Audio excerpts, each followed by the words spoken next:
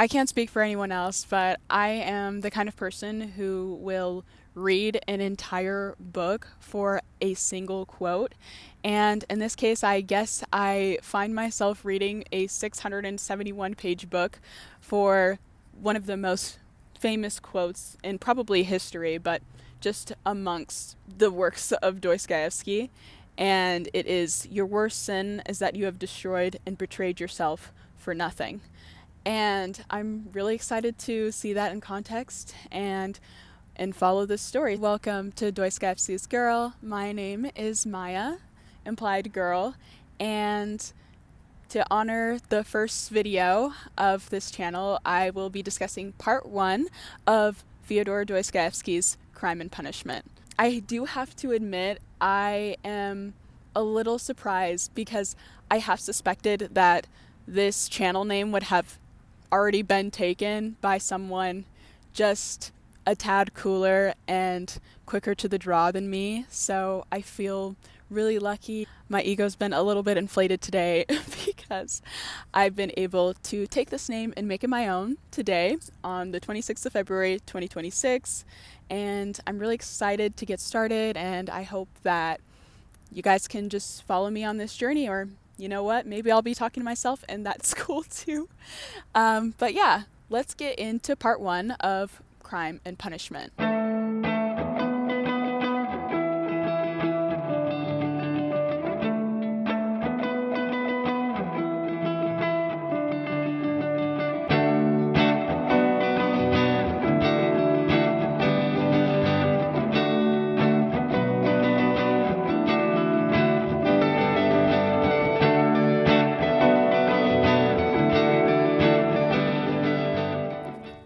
In effort to follow the story better, I have given the chapters alternate names. These are not real names of the chapters. These are just my made-up things. I really hope to help break this story down, and in the attempt to do so, that's what I have done.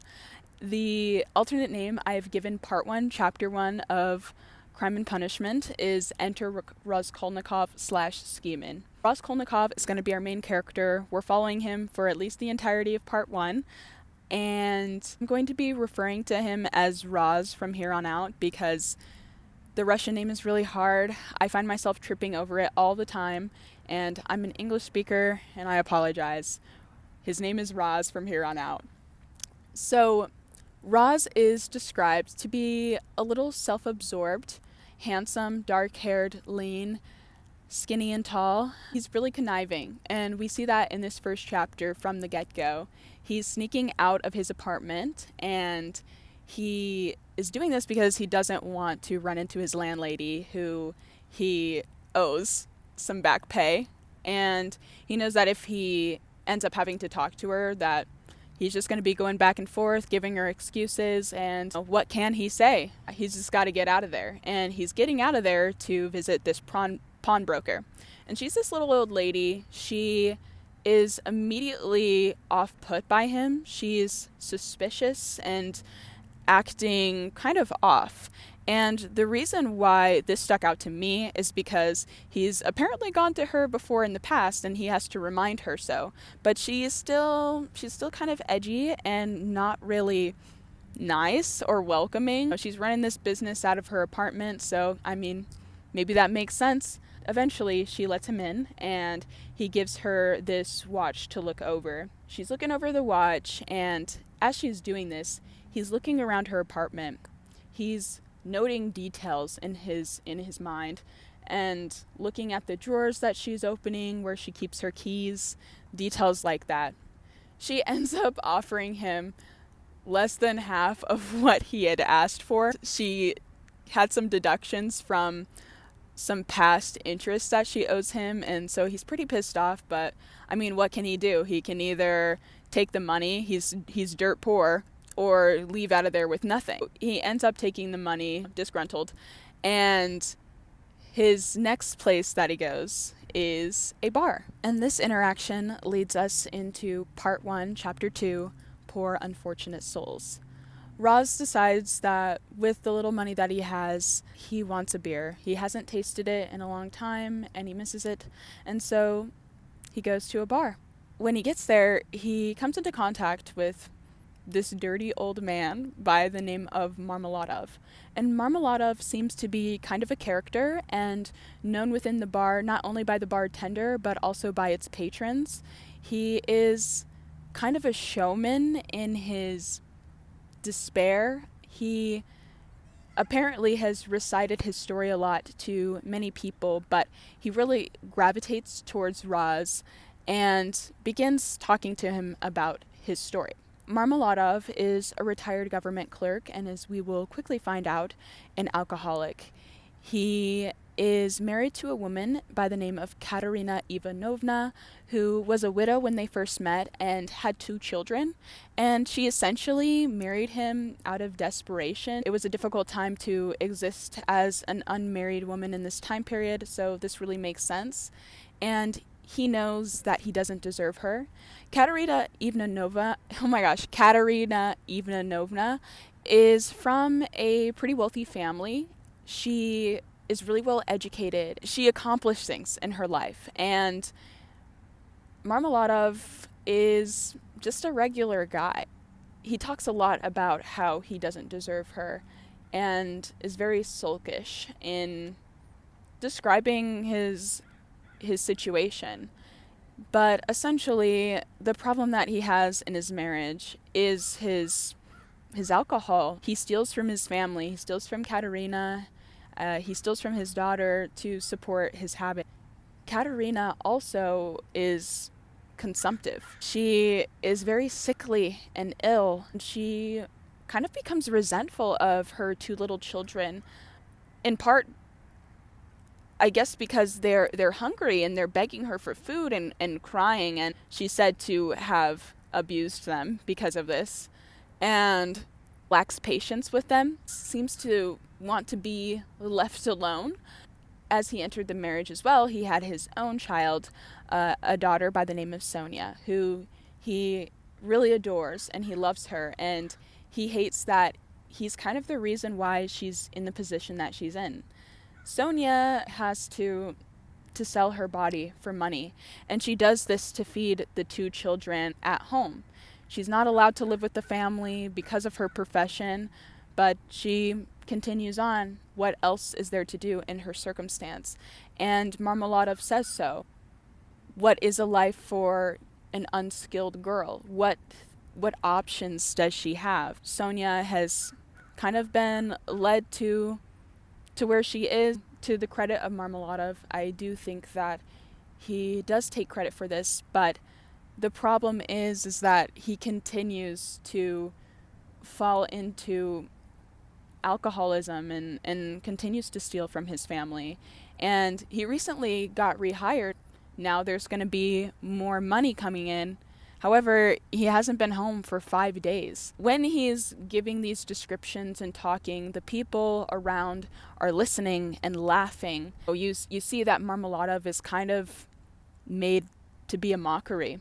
And Raskolnikov is upset with this situation. Obviously, it's not a good place to be in. And by the end of their interaction, Marmeladov invites Roz to accompany him to his family's home, and Roz agrees. When they get there, almost immediately, Katerina Ivanovna interrogates Marmeladov. Where have you been? Where's the money? And it gets to be really loud and violent. Alarmed, Roz, he's like, I gotta get out of here. He does just that, but before he does, he leaves a small bag of money on their table, and then almost immediately regrets doing so, but thinks that he should be more kind. That's the end of part 1, chapter 2. Okay, as I'm looking back at my notes, I realized that one of the biggest parts that I didn't get to talk about was that Marmeladov had said that he believes God will forgive all sinners, including himself and his daughter Sonia. This part really stuck out to me because in his folly, in committing these wrongs against himself, his daughter, his wife's 2 children, he continues to do so. There has been no attempt to intervene with his alcoholism, to face it. He continues to lie and to steal and to evade, and that moved me. Part 1, Chapter 3, The Letter. Roz is in his room now, and he is extremely hungry and in complete despair because the landlady hasn't delivered him food due to his lack of payment. Luckily, Natasha, the maid, enters and gives him tea. She tells him that the landlady is considering reporting him to the police for his lack of payment, and obviously he is distressed by this news. However, Natasha also delivers him something else, a letter. He asks her to leave the room so that he can read the letter alone. It's addressed to him from his mother, and it's a very lengthy one. It talks about how his sister Donia was fired from her position as a governess to this wealthy family because the husband, the father of the children that she's charged with, proposed that they run away together, and she declined. The wife, the mother of these children, is very, very upset, and she blames Donia for it. She fires her, but most importantly, she tells any and everyone, ruining Donia's reputation. Luckily, repentful of his unfaithfulness, the husband reveals to his wife what he had done, and she sees her wrongs, and she praises Donia for refusing him, and she restores her good reputation to everyone who she had previously smudged it with. A few weeks after this, Donia decides to accept the proposal of Lugin. Lugin is a very old but wealthy lawyer, and Donia's hopes in marrying him is to help her family and hopefully give Roz some gainful employment. Roz is really upset with this. He doesn't like that his sister is essentially sacrificing herself. He thinks back to Marmeladov and his daughter Sonia, and how he doesn't want his sister Donia to be in this same position. As the letter continues, he finds out that his mom and Donia are going to be heading to St. Petersburg pretty soon for the wedding, and that they have kind of scraped together a sum of money, a small sum of money, for him to get by. It's kind of unclear whether the mother knows that her son is no longer in college, scraping by himself, but she praises him as like their one true hope. At the end of reading the letter, what surprised me is that Roz kissed the letter affectionately, and in his inner monologue, he's talking about how much he loves his mother and how much he loves his sister. For me, like, this was the first time that I could see any sort of warmth in Roz, any sort of affection. So it was kind of surprising. Part 1, Chapter 4, The Girl / an Old Friend. Roz is ignited by the news in the letter about his sister Donia marrying this man who he suspects she doesn't love. And there's good reason for this suspicion. Their family is poor and doesn't have very many prospects. This would be a way to resolve that for Donia. In part, she's doing it for her brother, hopefully to get some gainful employment.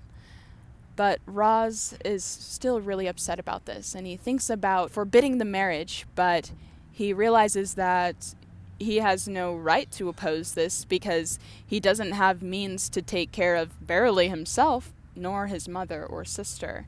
And obviously, Donia is doing this for a reason. And he kind of thinks back to the old lady, the pawnbroker, and maybe some precarious means of procuring money. As he's thinking this, walking down the streets of St. Petersburg, he sees a girl, and she can't be older than 15 or 16.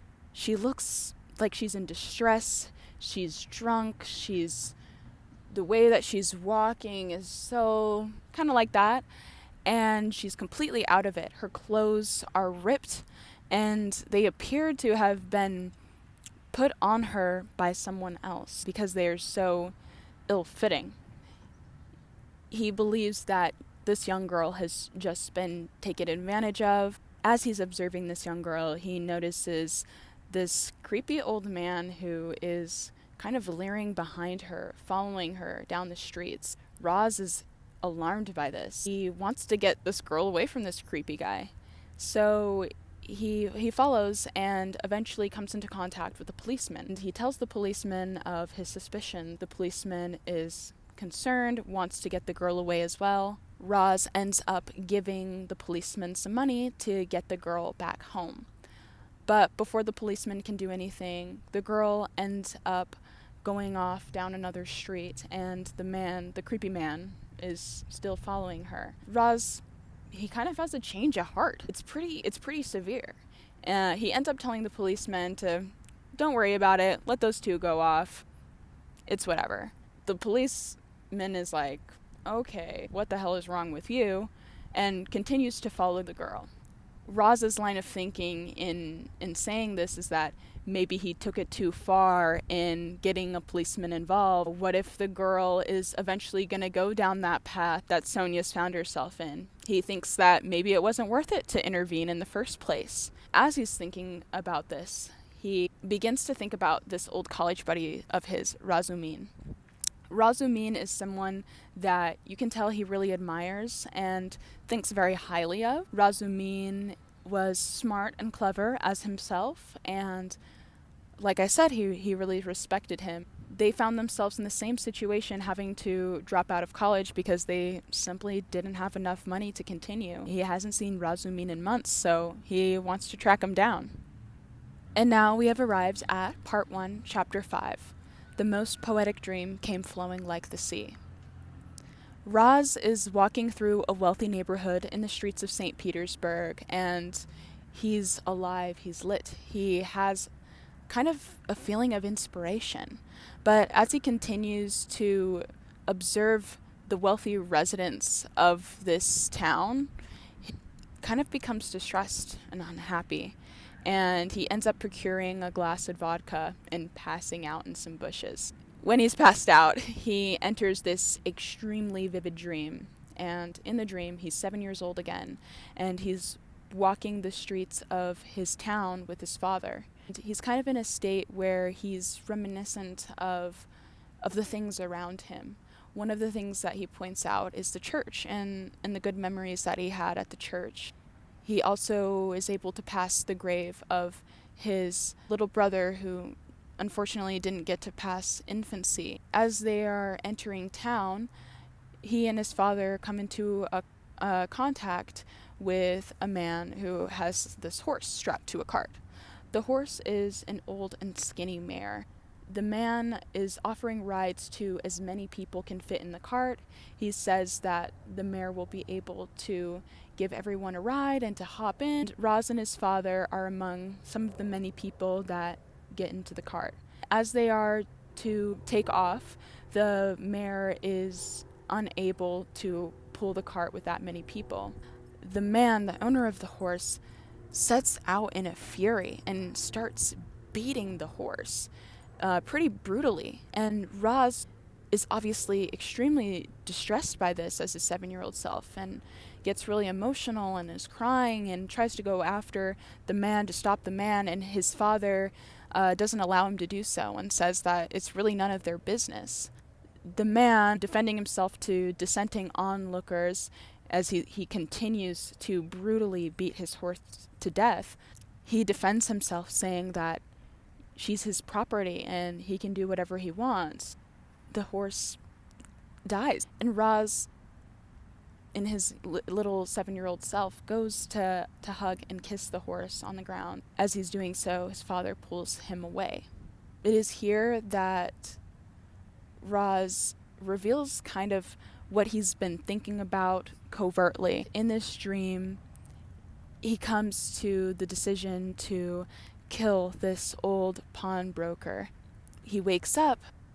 He convinces himself, that was crazy. I'm not actually going to do that. It's not even within me to do something like that. As he's on his way back home, overhears this conversation between two people talking about the old lady. Part 1, Chapter 6, In Wake / On a Mission. So we enter a flashback here. It begins 6 weeks ago when Roz pawned his first item with the old lady, a ring. After his first interaction with her, he decided that he really disliked her. The interaction just left a bad taste in his mouth. Upon leaving her home for the first time, he overheard a conversation between two men talking of the old woman. They described her as a very mean person. She was very cruel to her half-sister who lived with her and beat her and essentially treated her like a slave. In the men's descriptions, they were really severe towards the old woman. They had said how it might just be a net good for society if someone killed her and took her money. In hearing this conversation, Roz was stunned because this is exactly what he's thought about. He decided to do this because it wouldn't really be a crime. He would be doing a great service. From here, the narration is brought back into the present. Roz is figuring out his game plan. First, he finds an old cigarette case to use as his ploy to get into the old woman's house. And next, he fixes this loop inside of his coat pocket to conceal a murder weapon, which he intends to be this axe from the kitchen downstairs. As he goes to retrieve that axe, he unexpectedly runs into Natasha, the maid from earlier, the one who gave him tea, warned him of the landlady's plans to report him to the police, and delivered his letter from his mother.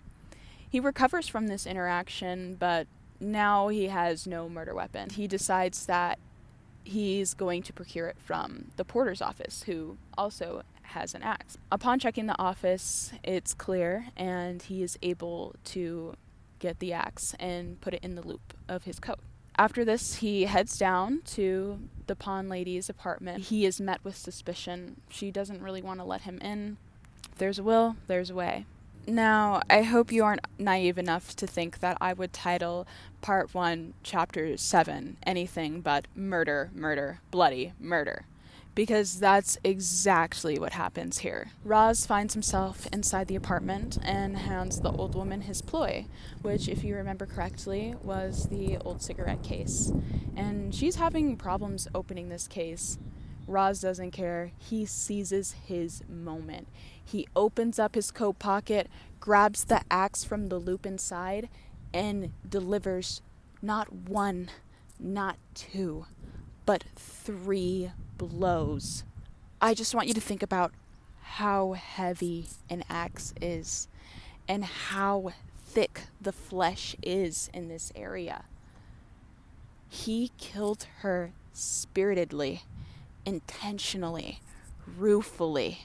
He didn't waste any time. He went straight to the dresser trying to figure out how to open it. But he's suddenly seized with some paranoia and runs back to make sure that she's really, truly dead.